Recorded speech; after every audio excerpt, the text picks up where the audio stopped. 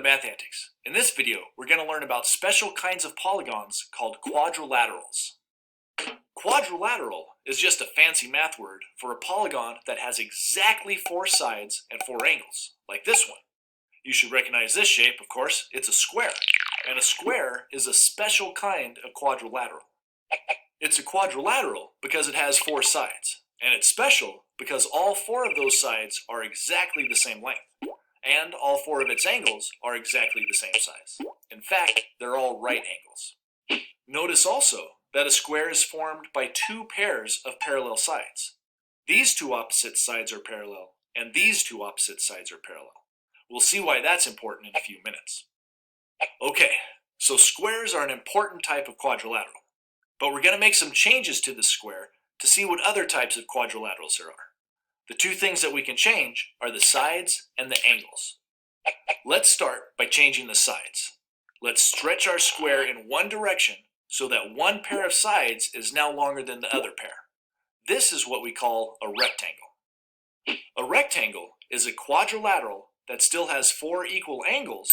Notice that when we stretch the square, the angles didn't change at all. But it does not have 4 equal sides.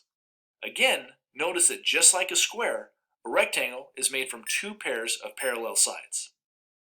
Alright, so that's a rectangle, but going back to our square, what if instead of changing the sides, we had just changed the angles, like this? What we have now is called a rhombus. A rhombus is a quadrilateral that still has 4 equal sides, but it does not have 4 equal angles. And once again, just like the square and rectangle, the rhombus is made from 2 pairs of parallel sides. Okay, going back once more to our square. What if we try changing both the sides and the angles? Here's what we end up with, and we call it a parallelogram. It's called a parallelogram because even though its sides are not all equal and its angles are not all equal, it's still made from 2 pairs of parallel sides. Get it? Parallelogram. Now wait a second. If that's the definition of a parallelogram, a quadrilateral that's made from 2 pairs of parallel sides, then wouldn't all these other shapes be parallelograms too? Exactly. All of these shapes are parallelograms, just like they're all quadrilaterals. It's just that we have special names for them if their angles are all equal, a rectangle, or if their sides are all equal, a rhombus, or if both their sides and their angles are all equal, a square. Okay then, if all the quadrilaterals we've seen so far are examples of parallelograms, what's an example that's not a parallelogram? Well, to see one, let's start over with our square again. But this time, we're going to change it by moving just one of its vertices, like so.